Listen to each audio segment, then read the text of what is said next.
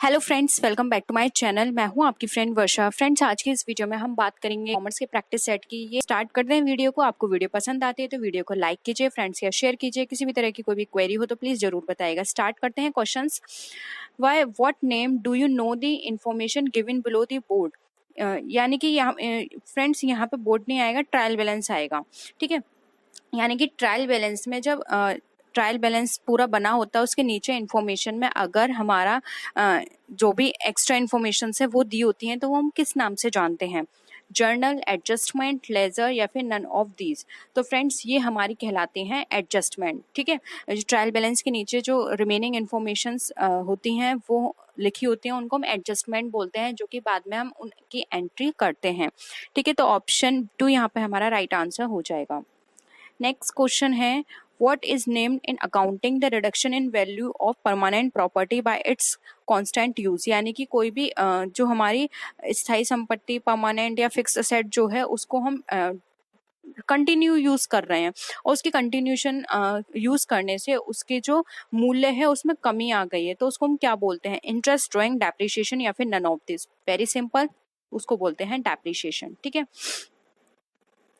Next आते हैं, what name do you know the amount withdrawal from the business for personal use by the owner of the business। यानी कि जब कोई businessman अपने business से अपने पर्सनल यूज के लिए कोई भी अमाउंट निकालता है तो उसको क्या बोलते हैं? ड्राइंग, इंटरेस्ट, डेप्रिसिएशन या फिर none of this. Right answer option A, drawings. उसको ड्राइंग कहा जाता है। बहुत ही सिंपल क्वेश्चंस हैं लेकिन ये चैप्टर वाइज हैं तो इससे आपका रिवीजन हो जाएगा। ठीक है, नेक्स्ट है, if the closing stock is given inside the trial balance in which account it is accounted for.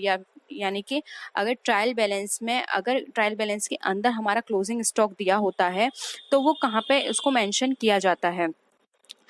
Profit and loss account, trading account, cash account या फिर फाइनल अकाउंट। तो जब हम अंदर की बात कर रहे हैं तो ये हमारा डायरेक्ट मेंशन किया जाएगा फाइनल अकाउंट, यानी कि आर्थिक चिट्ठा, जिसको हम बैलेंस शीट भी फ्रेंड्स लिख लिए। फाइनल अकाउंट तो सभी हो जाएंगे लेकिन ये स्पेशली बैलेंस शीट में मेंशन किया जाएगा, ये ट्रेडिंग अकाउंट में नहीं आएगा क्योंकि ये बाहर दिया ट्रेडिंग अकाउंट के ट्रायल बैलेंस के अंदर दिया हुआ है। ठीक है, नेक्स्ट है, if the amount of depreciation is given inside the trial balance then in which account it is accounted. अगर ट्रायल बैलेंस के अंदर डेप्रिसिएशन का अमाउंट दिया हुआ है तो उसको कहाँ अकाउंट करते हैं या लिखते हैं? Trading account, profit and loss account, final account जिसको बैलेंस शीट भी बोलेंगे, या फिर कैश अकाउंट। तो देखिए यहाँ पर राइट आंसर हो जाएगा 2। अगर वो अंदर दिया होता है तो उसको हम प्रॉफिट एंड लॉस अकाउंट में शो करते हैं, तो ऑप्शन 2 यहाँ पे हमारा राइट आंसर हो जाएगा। नेक्स्ट क्वेश्चन है, इज अ प्रोविजन। यानी कि क्या प्रोविजन है? Journal reserve, special reserve, capital reserve या फिर नन ऑफ दी। इन सब के बारे में अब आप जानते होंगे। जर्नल रिजर्व वो होता है जो कि किसी भी इसका कोई मेन पर्पस नहीं होता, बस इसको क्रिएट कर दिया जाता है जिस भी तरह की जरूरत होती है तो यहाँ से इसको स्पेंड कर लेते हैं अमाउंट को। स्पेशल रिजर्व किसी पर्टिकुलर चीज़ के लिए क्रिएट किया जाता है कि हमें ये चीज जैसे कि प्लांट में यूज़ करना है या फिर रिपेयरिंग में यूज़ करना है, किसी पर्टिकुलर पर्पस है या फिर डिविडेंड देने के लिए यूज़ करना है। ठीक है, कैपिटल रिजर्व कैपिटल से क्रिएट किया जाता है। ठीक है, तो ये सारे रिजर्व्स हैं। तो इसमें प्रोविजन जो है वो हमारा क्या है? तो प्रोविजन हमारा स्पेशल रिजर्व कहलाता है, तो ऑप्शन 2 यहाँ पे हमारा राइट आंसर होगा। नेक्स्ट है, if a transaction is omitted from accounting in the journal what is this inaccuracy। यानी कि अगर कोई भी अकाउंटिंग करने से हमारी रह गया, यानी कि जर्नल में हम कोई भी एंट्री है जिसको हम रिकॉर्ड नहीं कर पाए हैं तो वो किस तरह की हमारी गलती कहलाती है? तो देखिए ऑप्शंस में यहाँ है, errors of complete omission, errors in posting, errors of principle या फिर नन ऑफ द अबव। तो देखिए यहाँ पर इसका राइट आंसर हो जाएगा एरर्स ऑफ कंप्लीट ओमिशन, क्योंकि वो पूरी तरह से अभी एंट्री रिकॉर्ड ही नहीं हुई है किसी भी तरह से, तो ये पूरी तरह से छूटी हुई गलती है हमारी, या फिर हम बोल सकते हैं अशुद्धि है। तो ऑप्शन ए यहाँ पे हमारा राइट आंसर है। नेक्स्ट क्वेश्चन है, if the suspense account is written on the debtor side of the board in which account it is authored। यानी कि अगर सस्पेंस अकाउंट में जो सस्पेंस अकाउंट है वो तलपट के ऋणी पक्ष की ओर लिखा हुआ है, यानी कि हमारा डेबिट साइड में लिखा हुआ है, तो उसका लेखा हम किस खाते में करते हैं? Trading account, profit and loss account, asset side in balance sheet या फिर liability side in the balance sheet. तो देखिए यहाँ पर अगर हम बात करें इसकी तो इसका जो राइट आंसर हो जाएगा वो होगा यहाँ पे हमारा ऑप्शन नंबर सी जो कि होगा हमारा आर्थिक चिट्ठे में संपत्ति पक्ष में, यानी कि असेट साइड में लिखेंगे हम बैलेंस शीट के। ठीक है, नेक्स्ट क्वेश्चन है an accuracy that affects two accounts simultaneously is called, यानी कि ऐसी एक्यूरेसी जिसमें दो खातों में यानी कि दो अकाउंट में हम साइमल्टेनियसली उसको रिकॉर्ड करने से हमारी रह गई है तो क्या कहलाती है? One sided, two sided, three sided error या फिर नन ऑफ दीज। तो देखिए ये नाम से ही आप समझ रहे हैं कितने अकाउंट, टू अकाउंट्स में करने से रह गई है तो ये हमारी टू साइडेड एरर कहलाती है। तो ऑप्शन 2 यहाँ पे हमारा राइट आंसर हो जाएगा। नेक्स्ट क्वेश्चन है an accuracy that affects only one account is called, यानी कि एक अकाउंट से वो करने से रह गई है हमारी एंट्री तो उसको क्या बोलते हैं? One sided error, two sided error, three sided error या फिर नन ऑफ दीज। तो देखिए यहाँ पर साफ मेंशन है वन अकाउंट में करने से रह गई है तो इसको वन साइडेड एरर कहते हैं। तो ऑप्शन ए यहाँ पे हमारा राइट आंसर हो जाएगा। नेक्स्ट क्वेश्चन है which inaccuracy is corrected by suspense account, यानी कि सस्पेंस अकाउंट द्वारा कौन सी अशुद्धि हम ठीक करते हैं? Complete error, two sided error, one sided error या फिर नन ऑफ दीज। तो देखिए आपको पता है सस्पेंस अकाउंट क्यों क्रिएट किया जाता है, पर्पस क्या होता है? देखिए सस्पेंस अकाउंट इसलिए क्रिएट किया जाता है, कई बार हमारा जो ट्रायल बैलेंस है उसका अमाउंट नहीं मिल पाता है, जब हम सारी चेकिंग कर लेते हैं कि हमारा सभी तरह की एंट्रीज हो गई हैं फिर भी हमारा अमाउंट वो नहीं बैलेंस मिल पाता है डेबिट और क्रेडिट साइड का, तो हम वहाँ पे सस्पेंस अकाउंट डाल के जो भी बैलेंस रिमेनिंग होता है वो वहाँ पे शो कर देते हैं, जिससे कि बाद में अगर हमें कोई एंट्री ऐसी दिखे या फिर कोई भी डॉक्यूमेंट हमारे हाथ लगे जिसमें हम पता चले कि हमें ये एंट्री नहीं की है तो हम डायरेक्ट उसको उसमें मेंशन कर पाएं। तो यानी कि ये किस तरह की गलती हो गई? वन साइड की एरर है, तो इसलिए यहाँ पर वन साइड एरर को ठीक किया जाता है। तो ऑप्शन 3 यहाँ पे हमारा राइट आंसर हो जाएगा। नेक्स्ट क्वेश्चन पे आते हैं what is the name of the method of first come first out, यानी कि फर्स्ट कम फर्स्ट आउट जो हमारा मेथड है वो हमारा किस नाम से जाना जाता है? LIFO method, FIFO method, MIFO method या फिर हिफो मेथड। तो देखिए यहाँ पर साफ दिया हुआ है लीफो। लीफो की फुल फॉर्म आपको पता होगी, last in first out. FIFO first in first out. MIFO, HIFO, इस तरह से इनकी सारी फुल फॉर्म्स हैं। तो देखिए यहाँ पे साफ दे रखा है फर्स्ट इन फर्स्ट आउट, यानी कि फर्स्ट इन फर्स्ट आउट क्या हो गया? ऑप्शन 2 जिसको बोलते हैं फीफो मेथड। ठीक है, बहुत सिंपल है, ये आप कर लेंगे। नेक्स्ट है what is the name of the method of last come last first out. Last come first out का मतलब देखिए नाम से डायरेक्ट पता चल रहा है, ये हमारा हो गया लीफो मेथड। ठीक है, नेक्स्ट है at whose risk is the agent selling goods in consignment account, यानी कि कंसाइनमेंट अकाउंट में जो हमारा माल बेचा जाता है वो जोखिम जो है वो किस के ऊपर दिया जाता है? बायर्स के ऊपर, ओनर्स के ऊपर, एजेंट के ऊपर या फिर ऑल अबव। तो ये ओनर्स के ऊपर सारा जोखिम होता है, यानी कि जो भी रिस्क होगा वो ओनर उसको बियर करेगा। तो ऑप्शन 2 यहाँ पे हमारा राइट आंसर है। ये कंसाइनमेंट अकाउंट से क्वेश्चन है, आपने कंसाइनमेंट अकाउंट किए होंगे फ्रेंड्स। नेक्स्ट है what does the agent get from the owners in return for selling the goods, यानी कि एजेंट को मालिक की ओर से जो माल बेचने के प्रतिफल में क्या प्राप्त होता है? प्रॉफिट, लॉस, कमीशन या फिर नन ऑफ दिस। तो फ्रेंड्स कंसाइनमेंट अकाउंट की बात करें तो एजेंट को वहां पे मिलता है कमीशन। ऑप्शन 3 यहाँ पे राइट आंसर है। नेक्स्ट क्वेश्चन है why what name do you know to send goods to agent for sale, यानी कि एजेंट के पास बिक्री के लिए माल भेजना किस नाम से जानते हैं? लेंडर, कंसाइनर, कंसाइनर मैन या फिर ऑल ऑफ द अबव। तो जब माल बेचता है तो वो पर्सन कहलाता है, हम उसको प्रधान भी बोलते हैं, प्रेषक भी बोलते हैं और प्रेषक कर्ता भी, ये तीनों नाम ही हमारे कंसाइनर के होते हैं। तो ऑप्शन 4 यहाँ पे ऑल अबव राइट आंसर हो जाएगा। नेक्स्ट है the details of sales and expenses of goods are sent by the agent to the owner by what name do you know that details, यानी कि एजेंट द्वारा माल की बिक्री और ब्यौरे को मालिक के पास वो भेजता है तो उस डॉक्यूमेंट को क्या बोलते हैं? Raw invoice, invoice, sales statement या फिर नन ऑफ दीज। तो फ्रेंड्स इसको हम सेल डिटेल्स भी बोल सकते हैं। तो यहाँ पे ऑप्शन 3 राइट आंसर हो जाएगा। इनवॉइस नहीं भेजता है, वो भेजता है सेल स्टेटमेंट, मतलब एक सिर्फ डिटेल्स मेंशन होती हैं उसमें कि मैंने इतना माल इतने रुपए में, आप मतलब जो भी कंडीशंस हैं या तो मालिक ने दी होगी तो वो उसके बेसिस पर बस बता देता है कि इस तरह से ये इस माल को बेचा गया है। ठीक है, नेक्स्ट है how many parties are mainly in consignment account. अब कंसाइनमेंट अकाउंट जो होता है उसमें कितनी पार्टीज होती हैं, 2, 3, 5 या 4।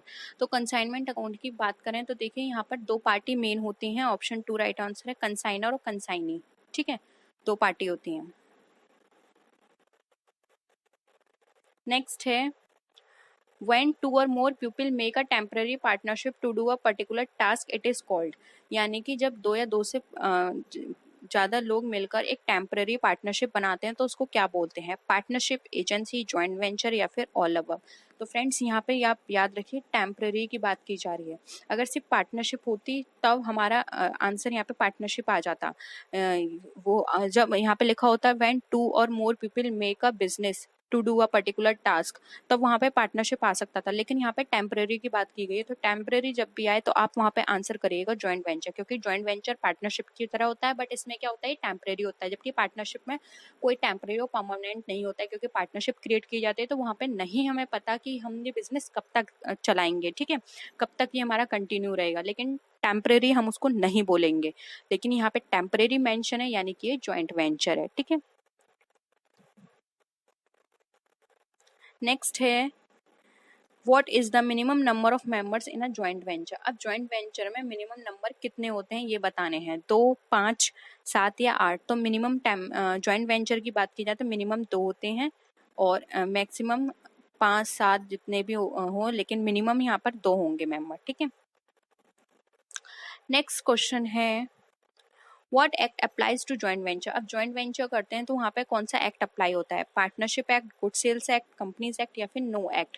तो फ्रेंड्स यहाँ पर अगर हम बात करें जॉइंट वेंचर की, तो जॉइंट वेंचर के लिए कोई भी एक्ट अप्लाई नहीं होता है। तो ऑप्शन 4 यहाँ पे हमारा राइट आंसर हो जाएगा। नेक्स्ट है, अब देखिए मैक्सिमम नंबर आ गए। What is the maximum number of members in a joint venture. अब जॉइंट वेंचर में कितने मैक्सिमम पर्सन या मेंबर्स होने चाहिए। ऑप्शंस हैं 10, 20, अनिश्चित यानी कि अनलिमिटेड या फिर 50। तो राइट आंसर है सी, अनिश्चित यानी कि अनलिमिटेड। जॉइंट वेंचर में कोई लिमिट नहीं है, लेकिन मिनिमम के लिए लिमिट है 2। नेक्स्ट है जॉइंट वेंचर अकाउंट इज। अब जॉइंट वेंचर जो है वो हमारा किस तरह का अकाउंट है ये बताना है, nominal account, personal account, real account या फिर नन ऑफ दीज। तो देखिए जॉइंट वेंचर जो अकाउंट होता है वो हमारा नॉमिनल अकाउंट की तरह काम करता है, इसलिए ऑप्शन ए यहाँ पे हमारा राइट आंसर हो जाएगा। नेक्स्ट क्वेश्चन है how many grace days are added when taking the due date of bills और प्रोमिसरी नोट। यानी कि बिल और बिलों की देय की तिथि निकालने के लिए अनुग्रह दिवस कितने जोड़े जाते हैं, 3, 2, 5 या 8। तो ये सबको पता होगा, बहुत ही सिंपल है आंसर। जब हम ग्रेस पीरियड की बात कर रहे हैं तो यहाँ पे जो हमारा टाइमिंग होगी वो होगी 3 डेज। ठीक है, the author's of banking company should be accordance with the provisions of this act. यानी कि यहाँ पर ये पूछा गया है कि जो बैंकिंग कंपनी के लेखक होते हैं या फिर बैंकिंग कंपनी हमारा किस एक्ट के अकॉर्डिंग उसको मेंशन किया जाता है या उसको रिकॉर्ड किए जाते हैं सारे ट्रांजेक्शन्स। इंडियन कंपनीज एक्ट के according, banking company act, Indian partnership या फिर इंडियन कॉन्ट्रैक्ट। तो बहुत ही सिंपल इसका आंसर है। इसका जो राइट आंसर है option B, banking company act के अंदर जो भी बैंकिंग से रिलेटेड हमारे सारे ट्रांजेक्शन्स होते हैं वो इसके अंदर रिकॉर्ड किए जाते हैं। नेक्स्ट क्वेश्चन है what should be the real accounting period. यानी कि जो लेखांकन है या अकाउंटिंग पीरियड है उसकी रियल या आइडियल हम उसका पीरियड क्या है, 6 माह, 1 वर्ष, 2 वर्ष या फिर इनमें से कोई नहीं। तो रियल अकाउंटिंग पीरियड होता है 1 वर्ष, यानी कि 1 वर्ष तक के ट्रांजेक्शन्स किए जाते हैं। अब वो आप अकाउंटिंग पीरियड को भी मान सकते हैं, जैसे कि आपको पता है कि जो हमारा होता है 1 अप्रैल से 31 मार्च होता है, या फिर कई लोग फेस्टिवल टू फेस्टिवल लेते हैं, ये उन पर डिपेंड करता है, लेकिन ये 1 साल का होता है। ठीक है, नेक्स्ट क्वेश्चन पे आते हैं what types of transactions are accounted for in accounting. यानी किस तरह के ट्रांजेक्शन्स अकाउंटिंग में रिकॉर्ड किए जाते हैं, which is qualitative, which is subjective, which is busy with money, या फिर जो मनी में के फॉर्म में उनको डिनोट किया जाता है, या फिर नन ऑफ दीज। तो ये भी बहुत सिंपल है, जो कि मनी में डिनोट किए जाते हैं या मनी टर्म्स में होते हैं, हम उन ट्रांजेक्शन्स को रिकॉर्ड करते हैं, इसलिए ऑप्शन 3 यहाँ पे हमारा राइट आंसर है। नेक्स्ट क्वेश्चन है, अब यहाँ पर हमें एक इक्वेशन दे रखी है जैसे कि outside liability equal to property minus, यानी कि प्रॉपर्टी में किस चीज को माइनस करेंगे ये हमारी आउटसाइड लायबिलिटी निकल कर आएगी। ऑप्शन है कैपिटल, कैश, क्रेडिटर्स या फिर डेटर्स। तो इसका जो राइट आंसर है वो है ऑप्शन नंबर ए, जो कि है हमारा कैपिटल। कैपिटल को जब हम प्रॉपर्टी से माइनस करेंगे तो हमारा आउटसाइड लायबिलिटी निकल कर आ जाएगी। नेक्स्ट क्वेश्चन है, at what value is an article accounting in accounting accounted in accounting होगा ये क्वेश्चन, ठीक है। यानी कि जो लेखांकन में किसी वस्तु को जो हम रिकॉर्ड करते हैं तो किस मूल्य पे की जाती है। राइट आंसर देखिए यहाँ पर ऑप्शंस हैं real value, nominal value, financial value या फिर नन ऑफ दीज। तो देखिए इसका जो राइट आंसर होगा वो होगा option number A, real value पर वो सारी चीज़ों को रिकॉर्ड किया जाता है, जो भी उनकी रियल वैल्यू होगी उस पर हम रिकॉर्ड करते हैं। नेक्स्ट क्वेश्चन पे आते हैं, अकाउंटिंग एजम्पशंस, यानी कि जो अकाउंटिंग एजम्पशंस है वो हमारी कौन कौन सी होती है। Exchange, period, unit of measurement या फिर ऑल ऑफ दिस। तो फ्रेंड्स यहाँ पर अगर हम अकाउंटिंग एजम्पशंस की बात करें तो आपने सारी एजम्पशंस पढ़ी होंगी कि एक्सचेंज भी होता है ट्रांजेक्शन्स के बीच में, और इनकी एक टाइम पीरियड होता है जिसके बेसिस पे सारे ट्रांजेक्शन्स रिकॉर्ड किए जाते हैं और वो सारे यूनिट में मेजर किए होने चाहिए। तो यहाँ पे ऑप्शन डी हमारा all of this right answer हो जाएगा। नेक्स्ट क्वेश्चन पे आते हैं, dash is included in revenue, आय में कौन सी चीजों को इंक्लूड किया जाता है। Income receivable, income received, income receivable और इनकम रिसीव्ड या फिर नन ऑफ दीज। तो फ्रेंड्स अगर हम यहाँ बात करें रेवेन्यू में, तो रेवेन्यू में जो हमारी इनकम रिसीवेबल है यानी कि जो इनकम हमें रिसीव होगी और जो रिसीव हो चुकी है वो सारी चीजें हमारी रेवेन्यू यानी इनकम में इंक्लूड की जाती हैं, इसलिए ऑप्शन 3 यहाँ पे हमारा राइट आंसर हो जाएगा। नेक्स्ट क्वेश्चन पे आते हैं, नेक्स्ट है हमारा question, what form of accounting does a business adopt, यानी कि एक बिजनेसमैन जो है वो किस तरह की अकाउंटिंग को अडॉप्ट करता है या फिर वो कौन से सिस्टम को फॉलो करता है। Cost accounting, financial accounting, tax accounting या फिर managerial accounting.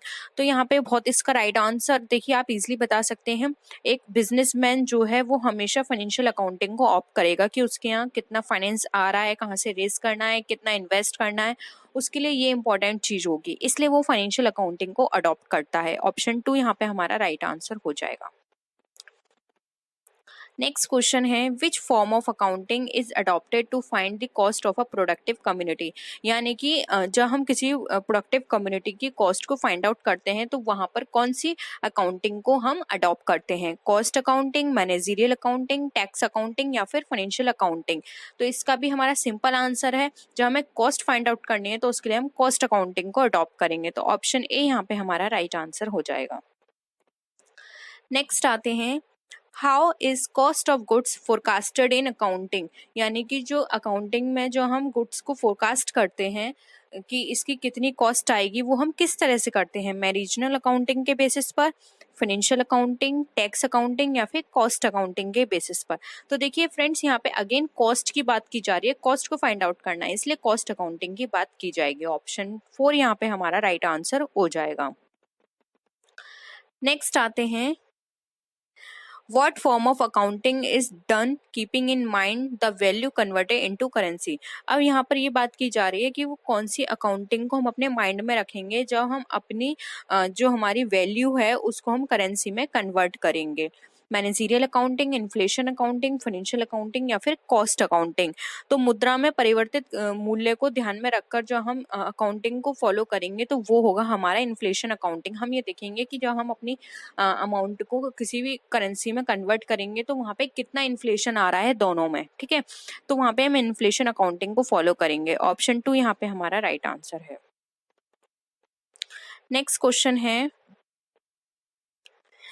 in what form of accounting of economic activities of a country is done in systematic and proper ways, यानी कि ऐसी कौन सी अकाउंटिंग की फॉर्म है जिसके अंदर हम इकोनॉमिक एक्टिविटीज की किसी भी कंट्री की जो इकोनॉमिक एक्टिविटीज होती हैं उसकी हम अकाउंटिंग करेंगे सिस्टमैटिक एंड प्रॉपर वे में। Social accounting, cost, in financial accounting या फिर मैनेजरियल अकाउंटिंग। तो देखिए यहाँ पर अगर हम बात करें तो जब हम किसी भी कंट्री की जब इकोनॉमिक एक्टिविटी की बात आ रही है तो इकोनॉमिक एक्टिविटी हमारे यहाँ पे बताती है हमारी सोशल अकाउंटिंग को, क्योंकि इकोनॉमिक्स की बात की जा रही है वहाँ पे पूरी सोसाइटी इसके अंदर इंक्लूड होगी, इसलिए ऑप्शन ए यहाँ पे है सोशल अकाउंटिंग हमारा राइट आंसर हो जाएगा। नेक्स्ट आते हैं, what is the book of initial articles in which all transactions are written date wise, यानी कि वह कौन सी फर्स्ट टाइम या फिर इनिशियल स्टेज पर वो कौन सी बुक है जिसको हम डेट वाइज सारी चीज़ों को मेंशन करते हैं इनिशियल स्टेज पर, ठीक है, ये याद रखिएगा। ऑप्शन है जर्नल, लेजर, ट्रायल बैलेंस या फिर फाइनल अकाउंट। तो इनिशियल स्टेज पर जो हम डेट वाइज रिकॉर्ड करते हैं अपने ट्रांजेक्शन्स को वो कहलाता है हमारा जर्नल, ठीक है। सबसे पहले हम इसमें रिकॉर्ड करते हैं। नेक्स्ट क्वेश्चन है, how many columns are prepared when preparing journal. अब हम जर्नल को प्रिपेयर करते समय कितने उसमें कॉलम्स प्रिपेयर करते हैं ये हमें बताना है। 7, 5, 3 एंड 4। तो यहाँ पर हम जर्नल बनाते समय 5 कॉलम्स को प्रिपेयर करते हैं, ठीक है। देखिए यहाँ पर पहले फर्स्ट कॉलम किसका होता है, ये हमारा हो गया फर्स्ट कॉलम डेट का। उसके बाद ये हमारा पर्टिकुलर्स होता है जिसमें हम सारे एंट्रीज करते हैं। उसके बाद ये हमारा LF होता है, लेजर। और फिर उसके बाद आता है हमारा डेबिट बैलेंस का, फिर आता है हमारा क्रेडिट बैलेंस का। तो 1, 2, 3, 4 एंड 5 कॉलम से प्रिपेयर होते हैं, ठीक है। नेक्स्ट आते हैं, what are the types of accounts. अब कितनी तरह के अकाउंट होते हैं हमें ये बताना है, 2, 4, 3 या फिर 5। तो फ्रेंड्स अकाउंट हमारे 3 तरह के होते हैं। अब वो कौन कौन से होते हैं, एक होता है हमारा रियल अकाउंट, एक होता है हमारा नॉमिनल अकाउंट और एक होता है हमारा पर्सनल अकाउंट। ये 3 तरह के अकाउंट होते हैं, ठीक है। नेक्स्ट है, the recipient is called the debtor and the pay is rich, this is the rule of which account is accrual. अब यहाँ पर फ्रेंड्स देखिए, रिच का मतलब यहाँ पे फ्रेंड्स आप वो कर लीजिएगा क्रेडिटर, ठीक है, ठीक है। अब कोई भी जो हमारा रिसीवर है वो हमारा डेटर बन रहा है और जो हमारा पे है वो हमारा क्रेडिटर बनना है। तो ये किस चीज का रूल है, रियल अकाउंट का, पर्सनल अकाउंट का, ट्रेडिंग अकाउंट का या फिर इनकम एंड एक्सपेंडिचर का। फ्रेंड्स ये रूल्स, इनको गोल्डन रूल्स बोलते हैं, इनको जरूर पढ़ लीजिएगा कि रियल अकाउंट यानी कि वास्तविक खाता यानी नॉमिनल अकाउंट और व्यक्तिगत खाता यानी कि पर्सनल अकाउंट के क्या क्या रूल हैं, किस बेसिस पे एंट्रीज होती हैं, ठीक है। रूल्स बहुत पूछे जाते हैं। तो यहाँ पर अगर इसकी बात करें तो ऑप्शन 2 यहाँ पे राइट आंसर हो जाएगा। ये हमारा पर्सनल अकाउंट का रूल है, ठीक है। ऑप्शन 2 राइट आंसर है। नेक्स्ट क्वेश्चन पे आते हैं, बिलोंग टू पर्सनल अकाउंट। अब इसमें से हमें ये बताना है इसमें से कौन से हमारे जो इवेंट्स हैं वो हमारे पर्सनल अकाउंट से बिलोंग करते हैं। Assets and liability, expense, loss and profit, debtors and creditors या फिर नन ऑफ दीज। तो देखिए यहाँ पर अगर हम बात करें व्यक्तिगत खाते इसमें से क्या संबंधित है, तो व्यक्तिगत खाते में अभी हमने ऊपर भी बात की थी, डेटर्स एंड क्रेडिटर्स रिलेटेड होते हैं, इसलिए ऑप्शन 3 यहाँ पे हमारा राइट आंसर हो जाएगा। नेक्स्ट क्वेश्चन है, कैश अकाउंट इज। अब कैश अकाउंट क्या है, real account, personal account, nominal account या फिर नन ऑफ दीज। तो देखिए यहाँ पर इसका राइट आंसर हो जाएगा ऑप्शन नंबर 1 जो कि हमारा रियल अकाउंट। कैश अकाउंट हमारा रियल अकाउंट बताता है, ऑप्शन ए राइट आंसर है, इसमें कुछ समझाने वाली बात नहीं है, ठीक है।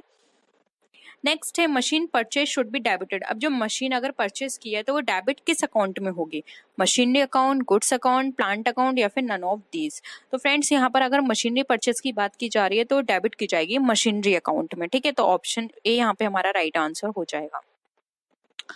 नेक्स्ट क्वेश्चन है, कैपिटल अकाउंट इज। अब कैपिटल अकाउंट किस तरह का अकाउंट है, real account, journal account, personal account या फिर नन ऑफ दीज। तो यहाँ पे देखिए कैपिटल अकाउंट की बात करें तो ये हमारा क्या है, ये भी हमारा रियल अकाउंट है, ऑप्शन ए यहाँ पे हमारा राइट आंसर है। नेक्स्ट आते हैं, the expenditure on setting up a plant should be debited. अब कोई भी प्लांट सेट किया जा रहा है और उस पर जो भी एक्सपेंडिचर हुआ है वो डेबिट किस नाम से किया जाएगा, in establishment of expense account, in miscellaneous expense account, plant account या फिर इन प्रॉपर मेंटेनेंस अकाउंट। तो यहाँ पर कोई भी प्लांट को इस्टेब्लिश करने में जो खर्चा किया जा रहा है तो वो इंक्लूड कर दिया जाएगा प्लांट के ही अमाउंट में, ठीक है, अकाउंट में। तो यहाँ पे प्लांट अकाउंट करके शो किया जाएगा, तो ऑप्शन 3 यहाँ पे हमारा राइट आंसर हो जाएगा। नेक्स्ट है, अनपेड एक्सपेंसेस इज अकाउंट। अब अनपेड एक्सपेंसेस जो होते हैं वो हमारे किस तरह का अकाउंट होते हैं, income and expenditure account, personal account, real account या फिर नन ऑफ दीज।